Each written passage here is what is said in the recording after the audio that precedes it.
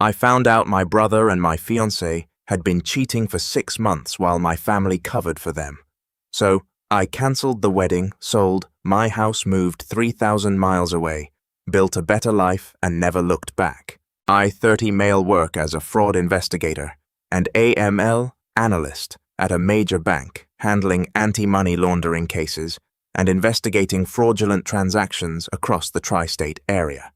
That particular Thursday, a vendor fraud case I'd been building for 3 weeks resolved itself when the suspect's own accounting records surfaced in discovery. I closed the file by 2 p.m. My manager signed off on the report, and I figured I'd grab those ridiculously expensive candles. Dominique kept mentioning the ones from that boutique on 5th Street that she'd slow down past every time we walked by. $38 for something that smelled like vanilla and burned down in 20 hours, but she wanted them, and I wanted to see her smile. The engagement ring had cost me 4 months of savings. Wedding venue photographer, caterer florist, honeymoon deposits. I was almost 18 grand, deep into a future that seemed worth every penny. 4 years of my life, every plan, every dream. My brother Wesley's truck was in the driveway when I pulled up. Not unusual. He'd been crashing in our guest room since January, after getting let go from his sales job at a car dealership. Something about numbers not meeting quota, though Wesley's version involved a jealous manager and unfair expectations. I hadn't pushed for details because it didn't matter. He was my brother. He needed help, gave him a roof meals, zero pressure on a timeline. That's what brothers do. The house was quiet when I walked in. Too quiet for 2 people being home. Wesley's shoes were by the door, his jacket on the hook, Dominique's purse on the kitchen counter where she always left it, but no TV, no music, no voices. Then I heard it coming from upstairs from the master bedroom. That rhythm you can't mistake for anything else. The headboard hitting the wall in a steady beat I recognized because I'd heard it before from the other side. Here's the thing about moments like that. Real life isn't kicking down doors and throwing punches. Real life is your brain going calm, because falling apart doesn't get you leverage. It just makes you the bad guy in whatever story gets told afterward. I walked upstairs, each step deliberate. My heart was pounding, but my hands were steady. The bedroom door was cracked open. They hadn't even bothered to close it all the way. Why would they? I wasn't supposed to be home for another 6 hours.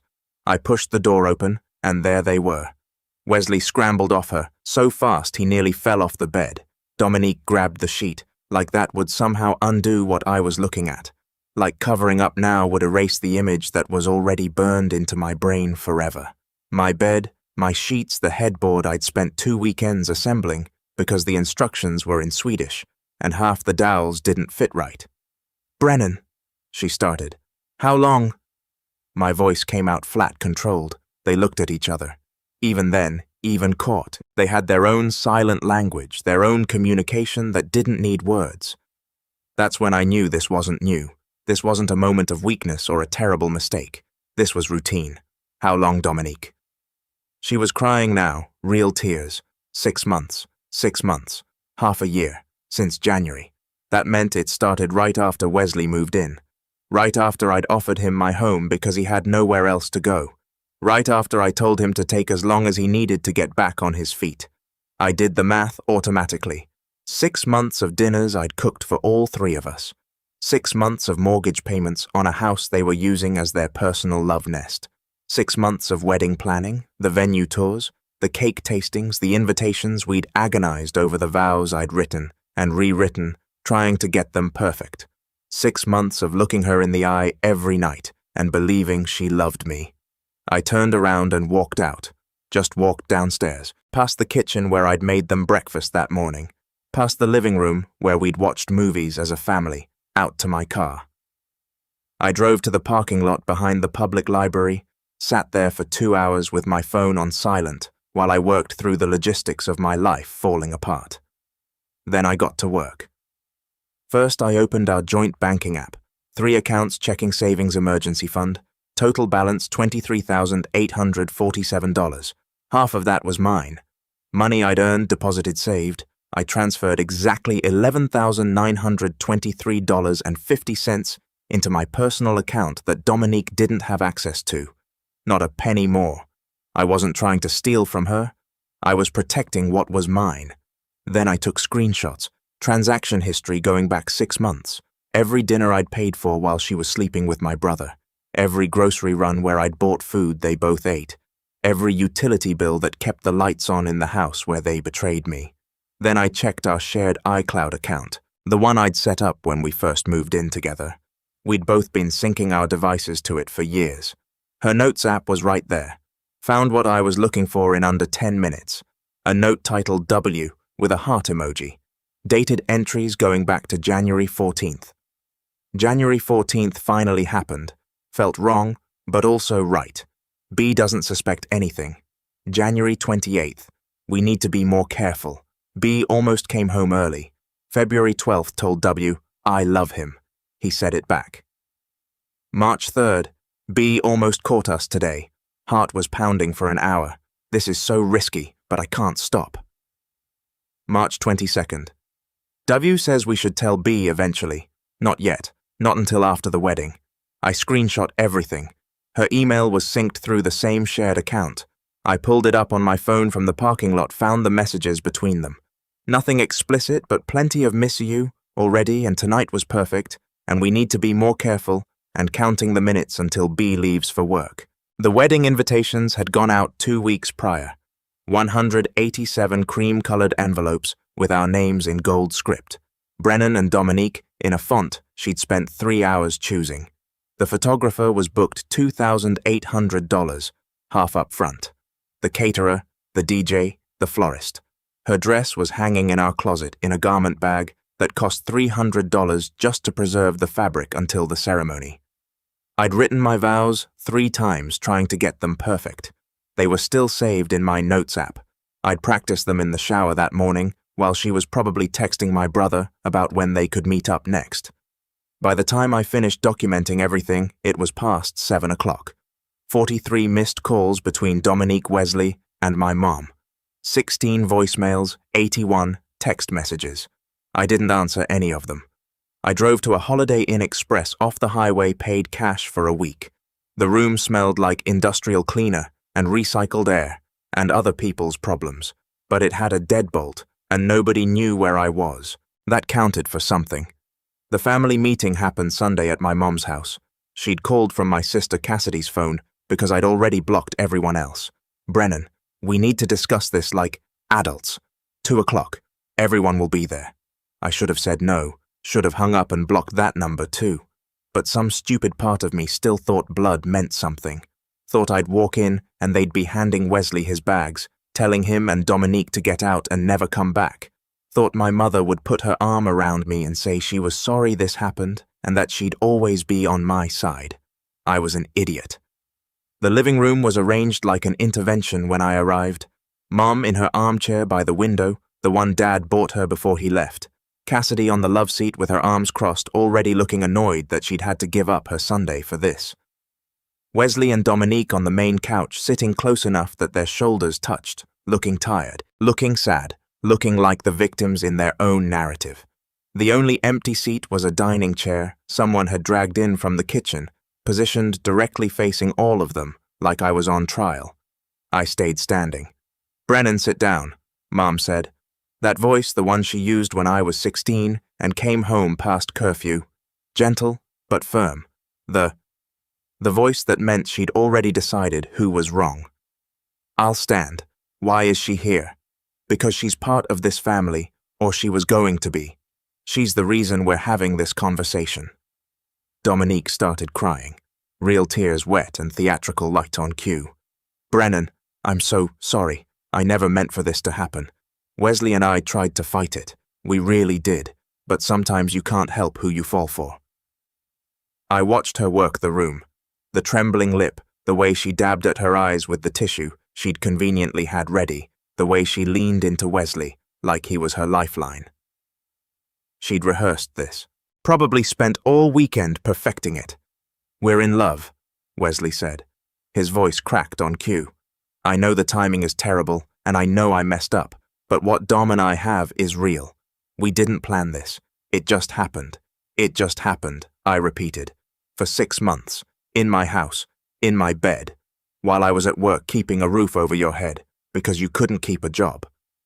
Brennan, don't be crude, Cassidy said from the love seat. Crude, that's what concerns you right now. My word choice. Mom stood up and walked over to me, put her hand on my arm with that gentle, disappointed expression I remembered from 100 arguments I'd never won. Honey, I know you're hurt. Anyone would be. But Wesley is your brother. Blood. Family forgives. And if Dominique and Wesley have real feelings for each other, real genuine feelings, maybe it's better this happened now, before the wedding, before you two made a mistake you couldn't take back. I stared at her. This was the woman who'd called me her rock, her reliable son, the one who showed up, the one who fixed things, the one who'd supported her for 8 months after Dad left, letting her live in my spare room rent-free while she figured out her finances, the one who'd co-signed her car loan because her credit was wrecked, the one who called every Sunday without fail because that's what good sons do. You're taking their side. There aren't sides, Brennan. We're all family. You're taking their side. Wesley feels terrible. Cassidy cut in, leaning forward. They both do. This has been eating them alive. They didn't want to hurt you. They were going to tell you themselves after the wedding. After the wedding, I laughed. The sound came out harsh and broken. So the plan was to let me marry her go. On a honeymoon with her, build a life with her, and then what? Surprise your wife's been sleeping with your brother the whole time. That's not. Dominique started. That's exactly what you just said. You were going to wait until after the wedding. We were confused. We didn't know what to do. You knew exactly what to do. You did it. For 6 months. In my bed. Every chance you got. You're being dramatic, Dominique said, and something in her voice shifted. Harder now. Testing. She'd realized the tearful routine wasn't working, so she was trying something else. It's not like we set out to betray you. It just happened. People's feelings change, Brennan. That's life. That's how relationships work sometimes. Your feelings changed into my brother while wearing my ring. Maybe the ring was a mistake. Maybe we moved too fast. Maybe if you'd paid more attention to me instead of working all the time. There it was. My fault. Of course it was my fault. I'd driven her to it by working too much. Working to pay for the wedding she wanted. Working to save for the house she wanted. Working to build the future she claimed to want. I looked around the room one more time. My mother, who'd chosen her cheating son over her betrayed one. My sister, who'd called my reaction to being cheated on dramatic. My brother, who'd repaid my kindness by sleeping with my fiancée in my home for half a year. Here's what's going to happen, I said, and my voice was calm now, deadly calm. The calm I used at work when reviewing evidence that was about to destroy someone's case. I'm going to walk out of here. You're all going to live with the choices you made today. And in about a week, everyone we know, every single person who got an invitation to that wedding, is going to find out exactly what kind of people you are. What does that mean? Mom's voice had an edge now, the first real sign of concern. It means consequences, something this family apparently forgot existed. Brennan, don't do anything stupid.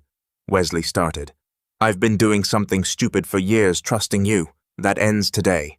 I walked out, nobody followed. Nobody called after me to apologize. Nobody ran to stop me, or take my side, or tell me they'd made a mistake. Yeah, that told me everything.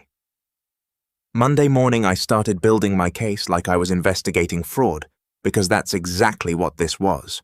Credit freeze with all 3 bureaus, new checking account at a different bank, new phone number. I locked down every account, changed every password, removed Dominique from everything and documented it all. By Tuesday, I'd called my real estate agent and told him to list the house this week. While he was there for photos, I had the locks changed. Wednesday, I drafted the formal eviction notice for Wesley. 30 days written notice, certified mail, with signature confirmation, not emotional, not vindictive, just legal terminology about termination of verbal, month-to-month tenancy arrangement and requirement to vacate premises. Added a line about sheriff escort being available during final move-out if needed. Wednesday night was wedding logistics. The venue called and explained the situation without going into details. Just the wedding is cancelled. I was the sole name on the contract. Please confirm this in writing. They were sympathetic but firm. No refund on the deposit. I'd expected that. I just needed the paper trail. Total money lost roughly $8,400. A small price to learn who someone really was. Wednesday night, Dominique showed up. I watched through the security camera app while I sat in my car 3 blocks away. She pounded on the door for 10 minutes, called my name, tried her old key didn't work, called me 16 times in row while standing on the porch. Eventually she left, but not before kicking the door hard enough to leave a scuff mark I'd have to explain to potential buyers. Dominique had texted 17 times asking when she could come get her stuff. I told her Saturday between 2 and 4 p.m. supervised. She could have a friend present if she wanted. I'd have the sheriff's non-emergency line on speed dial just in case. The house went on the market Thursday. Thursday also brought the near mistake. I was grabbing the last of my clothes from the house when Wesley's truck pulled into the driveway. He must have been watching for my car. Maybe Dominique had called him. Maybe they'd been coordinating. He caught me on the front porch blocking the path to my car. "Brennan, we need to talk." "No, we don't. Just give me 5 minutes. Let me explain." "There's nothing to explain. I am family. That's why we need to work through this. That's why I'm here. To apologize. To make things right."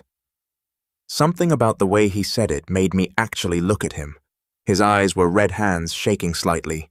Couldn't meet my gaze for more than a second before looking away. He wasn't sorry. He was scared. "What did Dominique tell you?" I asked. "What do you mean?" "About the wedding cancellation." His face went pale. That confirmed it. She'd called one of the vendors, probably the venue or photographer, and they'd mentioned the cancellation was already in process, and now they were scrambling to get ahead of it. "Brennan, whatever you're thinking about doing, already done." I pushed past him toward my car. "The emails go out Saturday at 9 a.m., 187 guests, plus the wedding party, plus both families' extended networks. You can't do that. You'll destroy us." "No, you destroyed this. I'm just telling people about it. What about the deposits? The money we lost?" I stopped at my car door, turned back to look at him. "There's no we anymore, Wesley. There's me and there's you and Dominique. Figure out your own problems. Brennan, please. I'm begging you." I got in my car, started the engine, rolled down the window. Should have thought about consequences 6 months ago. I drove away, watched him shrink in the rearview mirror until I turned the corner. The email went out Saturday morning at 9 a.m. Exactly. I'd scheduled it the night before from my hotel room, triple-checked the recipient list, and read through the message one more time to make sure it was clean.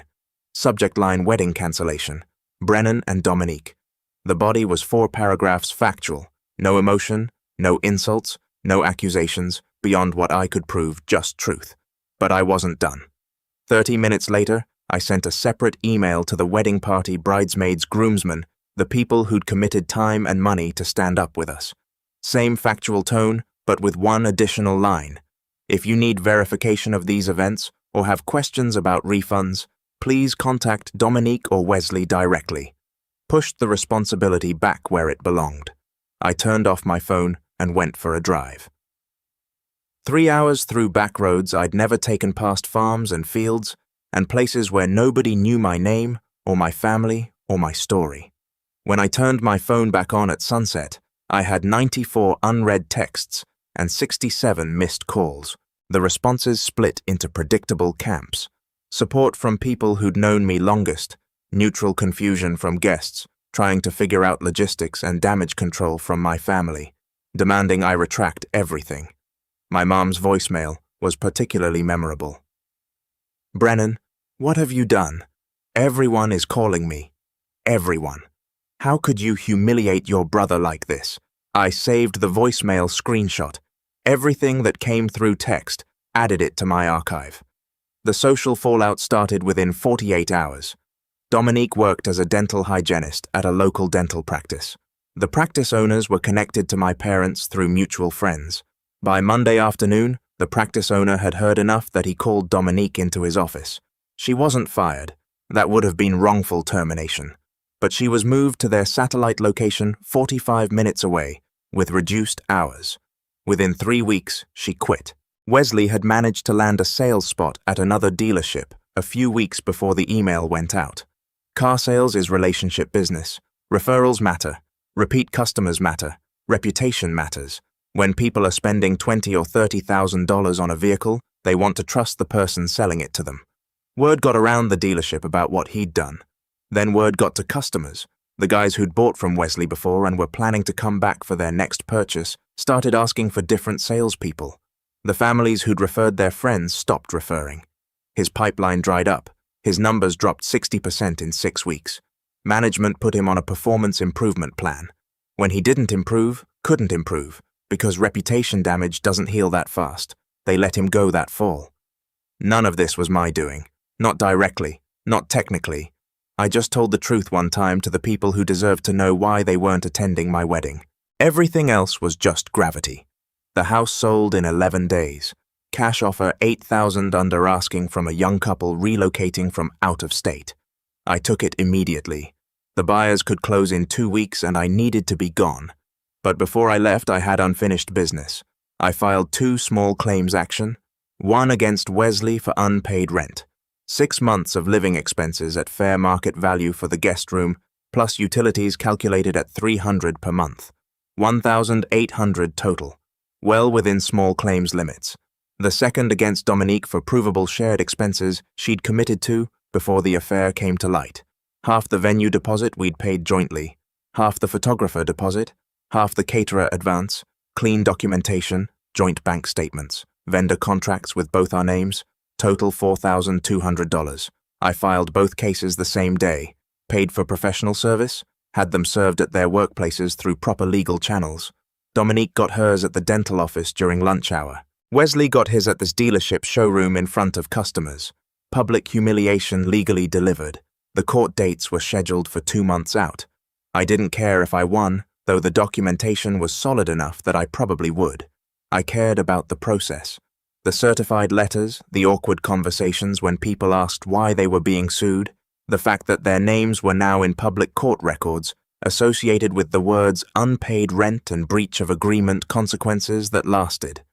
My boss had mentioned a position at our West Coast office 9 months earlier, operations supervisor in Portland. Better title, better money, better opportunities. I turned it down because Dominique didn't want to leave her family, didn't want to move across the country, didn't want to start over somewhere new. Funny how that worked out. I called my boss on a Thursday morning. That Portland position still available, regional operations coordinator now, same office, bigger scope. Why? You interested? When do they need someone? Honestly. 2 weeks ago. They've been running short-staffed since February. I'll be there in 3 weeks. Before I left, the harassment started escalating. My aunt showed up at my hotel, then my cousin, then family friends I barely remembered. All of them with the same script: family forgives blood, is thicker than water. Wesley is suffering. Dominique is suffering. You need to let this go. I drafted a cease and desist letter, not from a lawyer, couldn't afford one, but I found a template online, customized it, printed it on professional letterhead. I made myself cited, harassment statutes, listed every contact attempt with dates and times, sent it certified mail to my mother's address with instructions to forward it to anyone who continued contacting, added one line at the bottom: further unwanted contact will result in a restraining order filing and documentation of harassment pattern with local law enforcement. It worked. The calls stopped. The move cost me almost everything I had left after the house sale cleared. $1,700 for the U-Haul, $800 for gas across 10 states. First and security on a studio apartment I found on Craigslist. By the time I had a bed and enough kitchen supplies to feed myself, my savings account showed $1,100, but nobody knew me here. Nobody looked at me with pity or whispered when I walked past. Nobody asked about Dominique or Wesley or the wedding that didn't happen. I was anonymous, and anonymous was exactly what I needed. Work was the only thing keeping me sane. I showed up early, left late, solved problems nobody else wanted to touch.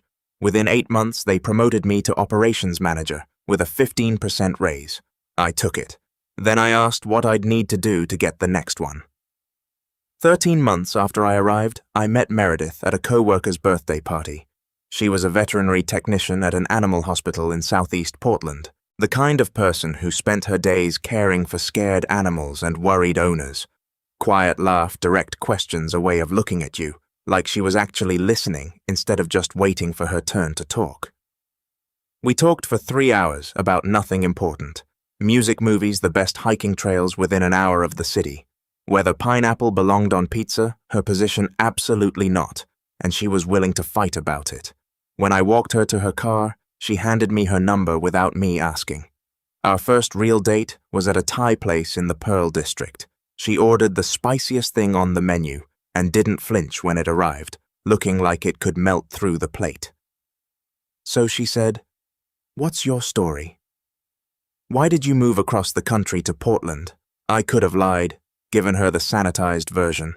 Fresh start, new opportunities, career growth, all technically true and completely meaningless, but I was done pretending.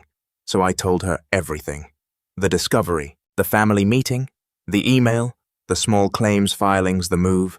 Watched her face for the judgment or pity or uncomfortable shifting that usually came when people learned your life had imploded.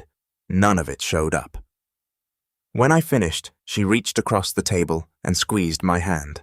They started trying to get me back around month 18.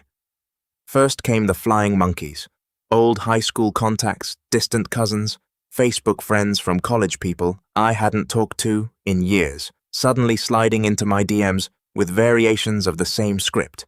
"Your sister says you won't answer her calls. Don't you think it's time to move on? And Wesley's been really struggling since everything happened." Then came the health card, a text from my uncle on my mom's side, from a number I hadn't thought to block. "Your mom's been diagnosed with early-stage breast cancer, stage 1, treatable, but she's asking for you. I know what happened was messed up, but she's your mother, Brennan." I sat with that one for 3 days, called Meredith, talked it through, picked the whole thing apart. Mom hadn't asked for me directly. Cassidy was orchestrating the outreach through my uncle. Same dynamic as always, the family coordinating behind the scenes to manage me, manipulate me, get me back in line. I texted him back, "Tell Mom I hope her treatment goes well. I'm not coming back." His response was short, "She'll be devastated." I didn't reply. Mom's treatment went fine. I know because Cassidy posted about it constantly on Facebook before I blocked her there too. Photos of Mom smiling in the hospital bed, captions about family rallying together and getting through tough times. Not a single mention of the son who wasn't there. Fine by me.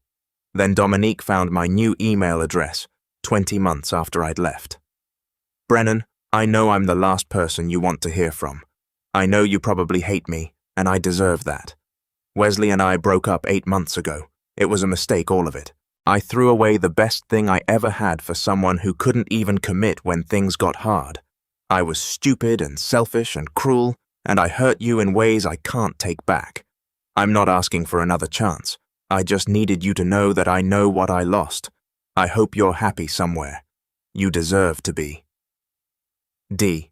I read it twice, noted the careful language, the implied victimhood, the Wesley couldn't commit deflection, the attempt to position herself as the one who'd suffered.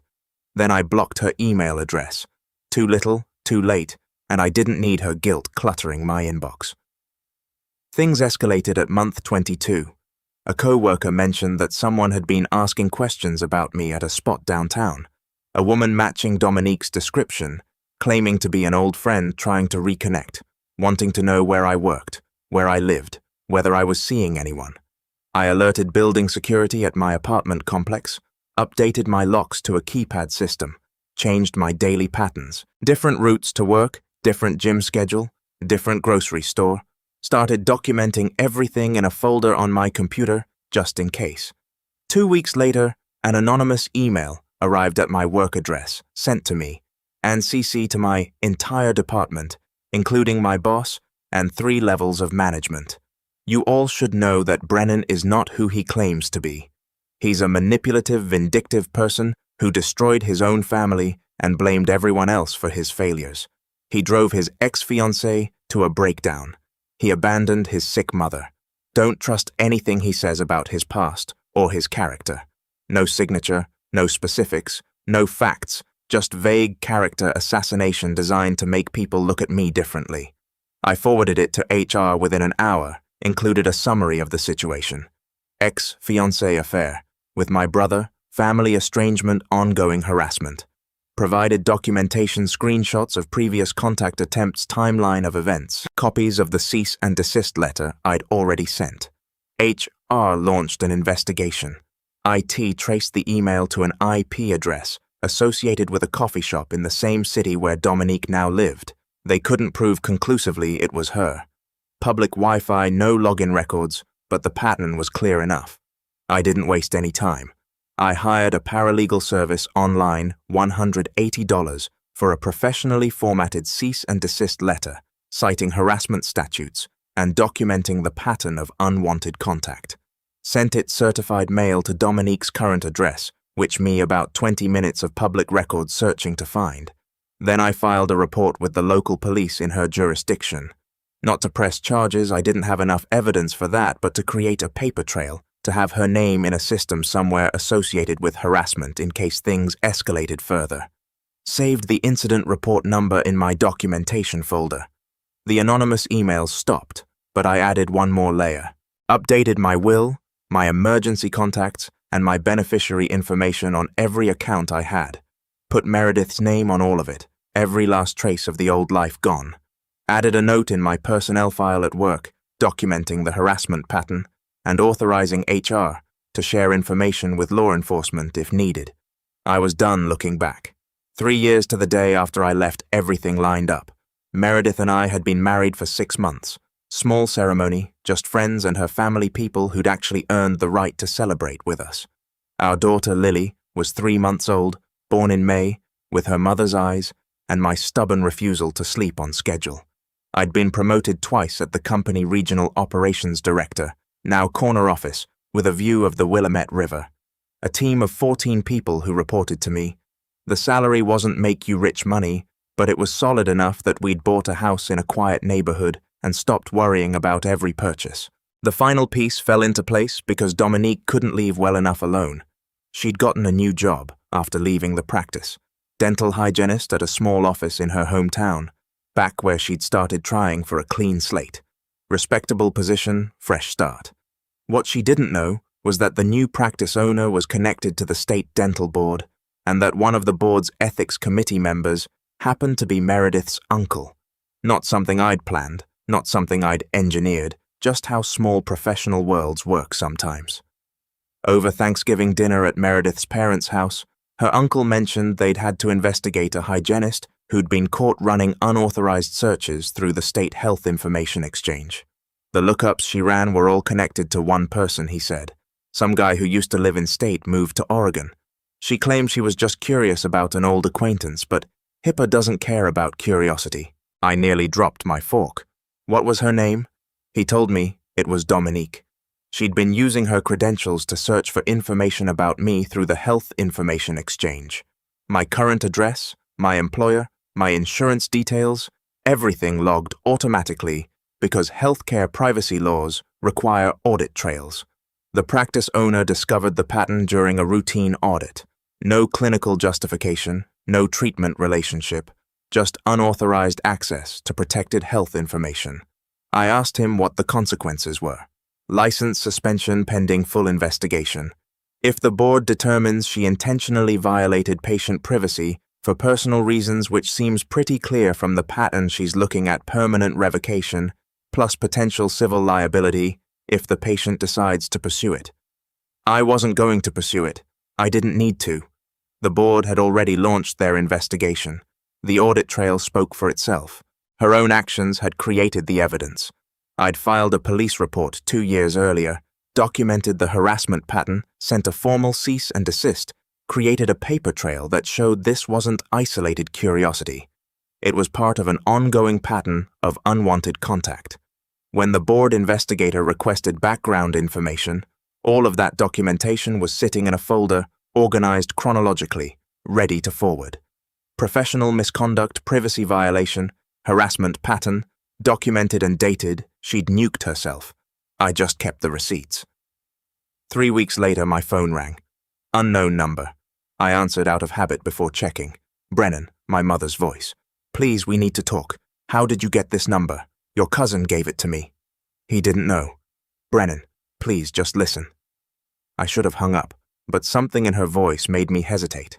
She sounded old, tired, different from the woman who'd told me to forgive my brother 3 years ago. What do you want, Mom? Wesley's falling apart, lost another job, can't keep a relationship. Dominique's blaming him for everything that happened with her career. They're both just spiraling, and I know you don't owe any of us anything, but he's still your brother. He still needs family. He had family. He had me. And he chose to sleep with my fiancée for 6 months while I paid his rent. We were wrong, all of us. The way we handled that meeting, the things we said. You told me I was being dramatic. You told me to forgive him. You chose him. I was wrong. Yeah, you were. Neither of us said anything for a while. 3 years of nothing, and now this. I'm not coming back, I said finally. I'm not helping Wesley. I'm not rescuing Dominique from consequences she created for herself. I have a family now, a wife who chose me every single day, a daughter who needs me, people who actually want me around. I understand. Do you? More silence. I miss you, Brennan, every day. I know, and I did know, but knowing didn't change anything. Missing me doesn't undo what happened. Take care of yourself, Mom. I hung up. Meredith came into the room, Lily on her hip. Who was that, my mother? You okay? I looked at my wife, at my daughter, reaching for me with tiny fingers and a gummy smile at the house we'd built together, the life we'd earned. Yeah, I said, and I meant it. I'm okay. The final confrontation came 4 months later. Work conference back east, couldn't avoid it. My presence was required for a leadership summit. I made the mistake of stopping at a coffee shop I used to frequent. Old habit. Wesley was there. He looked rough, 30 pounds heavier, none of it healthy. Eyes that had that flat, hollowed-out look of someone who'd stopped expecting things to get better. 3 years of consequences written across his face. He spotted me before I could leave, crossed the shop in 4 strides. Brennan, Wesley, you look good. Thanks. He shifted his weight. Same nervous energy as that day on my porch. I've been trying to reach you for years. Just wanted to say, I know what you want to say. I've read the letters. Then you know I'm sorry. I know I said it before, but I mean it. What I did was the worst thing I've ever done in my life, and I've had to live with it every single day since. Good. He blinked. Good. You should have to live with it. That's how consequences work. You make a choice, you live with the results. We're still family. No, we're not. I said it without anger, without heat, just fact. You stopped being my brother the day I found you in my bed with my fiancée. The family meeting confirmed it. You all made your choice. This is you living with it. I've changed. I've been working on myself. Great. Go be better somewhere else. I don't need you in my life. I don't want you there. And honestly, I don't think about you anymore. His face crumpled. That look people get when they finally realize you're not bluffing, that it's actually over. What about Mom? She's getting older. She has you. She picked you. Remember I finished my coffee? Set the empty cup on a nearby table. Have a good life, Wesley. I mean that. Just have it away from me. I walked out, didn't look back. The spring sun was warm on my face. My flight home left in 4 hours. Meredith and Lily would be waiting at the airport when I landed. I got in my rental car and started driving toward the airport. 2,647 miles between me and home. I'd be there by tonight.